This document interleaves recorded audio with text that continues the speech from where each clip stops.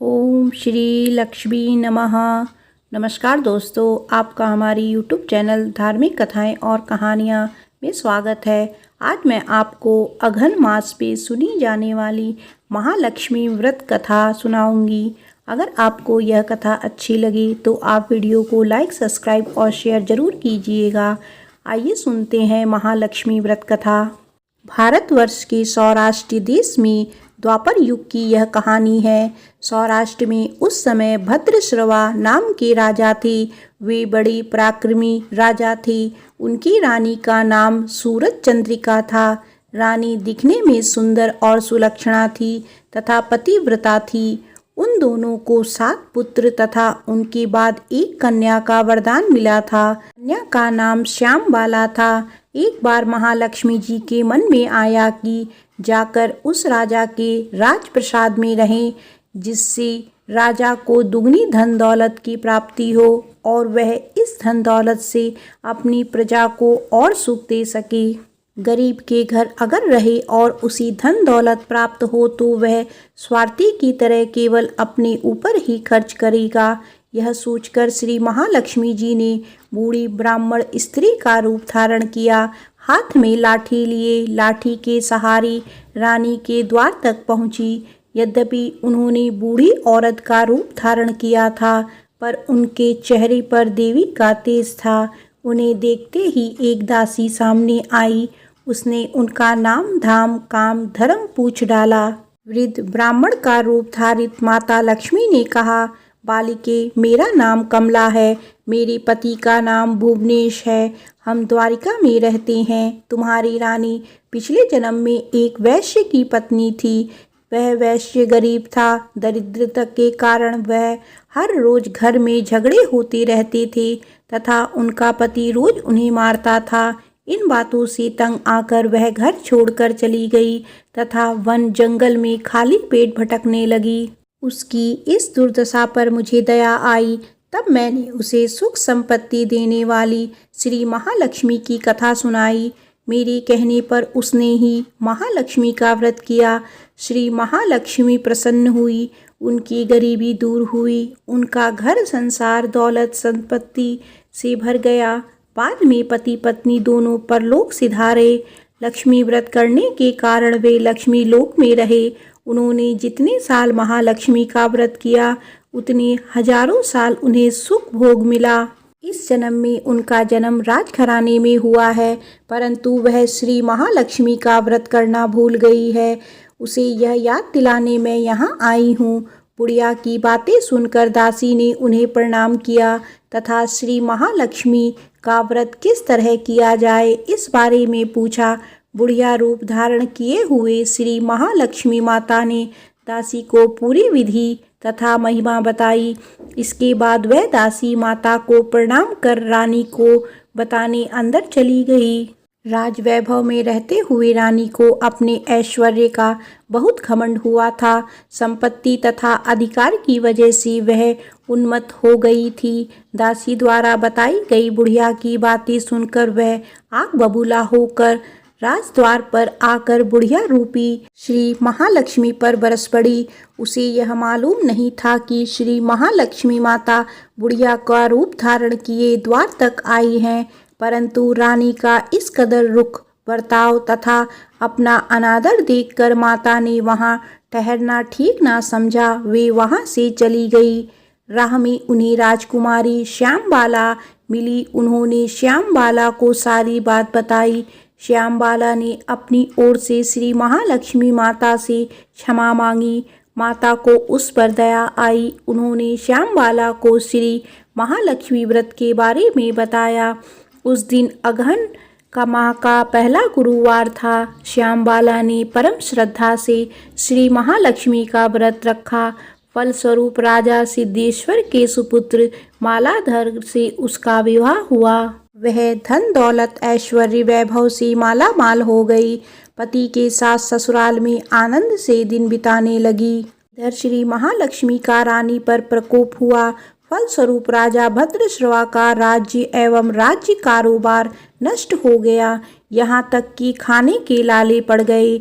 ऐसी हालत में एक दिन रानी ने राजा से निवेदन किया, हमारा दामाद इतना बड़ा राजा है, धनवान है, ऐश्वर्यशाली है, क्यों ना उसके पास जाएं, अपना हाल उसे बताएं, वह जरूर हमारी मदद करेगा। इस पर राजा भद्रश्रवा दामाद के पास रवाना हुए। राज्य में पहुंचकर एक तालाब के किनारे थोड़ी देर विश्राम लेने के लिए ठहरे। तालाब से पानी लेने आते जाते दासियों ने उन्हें देखा। उन्होंने विनम्रता से उनकी पूछताछ की। जब उन्हें यह मालूम हुआ कि वे रानी श्यामबाला के पिता हैं, तो दौड़ते हुए जाकर उन्होंने रानी को सारी बात बताई। रानी ने दासी के हाथ राज परिधान भेजकर बड़े ठाट से उनका स्वागत तथा आदर सत्कार किया, खान पान करवाया। जब वे लौटने लगे तो सोने की मोहरों से भरा घड़ा दिया। राजा भद्रश्रवा जब वापस लौटे तो उन्हें देखकर रानी सूरज चंद्रिका खुश हुई। उन्होंने सोने की मोहरों से भरे घड़े का मुंह खोला, पर हाय भगवान, घड़े में धन के बदले कोयले मिले। यह सब श्री महालक्ष्मी के प्रकोप से हुआ। इस प्रकार दुर्दशा में और कई दिन बीत गए। इस बार रानी स्वयं अपनी कन्या के पास गई। वह दिन अगहन मास का अंतिम गुरुवार था। श्यामबाला ने श्री महालक्ष्मी का व्रत किया, पूजा की, अपनी माता से भी व्रत करवाया। इसके बाद रानी अपने घर आई। श्री महालक्ष्मी का व्रत रखने पर फिर से अपना राजपाट, धन दौलत, ऐश्वर्य प्राप्त हुआ। वह फिर से सुख शांति आनंदमय जीवन बिताने लगी। कुछ दिनों बाद राजकन्या श्यामबाला अपने पिता के घर आई। उसे अपने घर देखकर सूरज चंद्रिका को पुरानी बातें याद आ गई। यही कि श्यामबाला ने अपने पिता को घड़ा भर कोयला दिया था और उसे तो कुछ भी नहीं दिया था। इसी कारण श्यामबाला को पिता के घर आने पर उसका कोई आदर आतिथ्य नहीं हुआ, बल्कि अनादर हुआ। पर उसने इस बात का बुरा नहीं माना। अपने घर लौटते समय उसने पिता के घर से थोड़ा नमक ले लिया। अपने घर लौटने पर उसके पति ने पूछा, अपने मायके से क्या लाई हो? इस पर उसने जवाब दिया, वहाँ का सार लाई हूँ। पति ने पूछा, इसका मतलब क्या हुआ?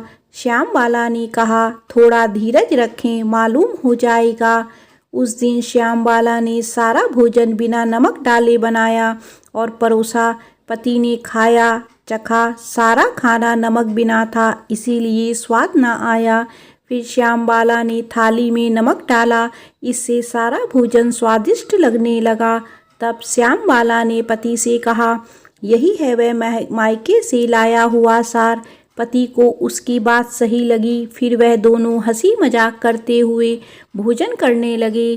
कहा गया है कि इस तरह जो कोई श्रद्धा भाव से श्री महालक्ष्मी की पूजा करे, उसे माता की कृपा प्राप्त होती है, सुख संपत्ति शांति प्राप्त होती है, सभी मनोकामनाएं पूरी होती है। परंतु यह सब प्राप्त होने पर माता की पूजा को भूलना नहीं चाहिए। हर गुरुवार को व्रत पाठ अवश्य करना चाहिए। इस तरह श्री महालक्ष्मी की महिमा भक्तों की मनोकामना पूरी करती है। प्रेम से बोलो महालक्ष्मी माता की जय। आइए सुनते हैं अगहन मास में सुनी जाने वाली महालक्ष्मी की दूसरी कथा। एक गांव में एक गरीब ब्राह्मण रहता था। वह नियम रूप से जगत के पालनहार विष्णु भगवान की आराधना करता था। उसकी पूजा भक्ति से प्रसन्न होकर उसे भगवान श्री विष्णु ने दर्शन दिए और ब्राह्मण से वर मांगने के लिए कहा। तब ब्राह्मण ने लक्ष्मी जी का निवास अपने घर में ही होने की इच्छा जाहिर की। तब श्री विष्णु ने लक्ष्मी जी की प्राप्ति का मार्ग बताया। उन्होंने बताया कि मंदिर के सामने एक स्त्री आती है जो यहाँ आकर उपले थापती है। तुम उसे अपने घर आने का आमंत्रण दो। देवी लक्ष्मी है। विष्णु जी ने ब्राह्मण से कहा, जब धन की देवी माँ लक्ष्मी के तुम्हारे घर पधारेंगी तो तुम्हारा घर धन्य और धान्य से भर जाएगा। यह कहकर श्री विष्णु जी चले गए। अगले दिन वह सुबह ही वह मंदिर के सामने बैठ गया।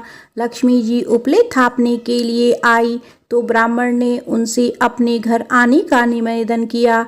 ब्राह्मण की बात सुनकर लक्ष्मी जी समझ गई कि यह सब विष्णु जी के कहने से हुआ है।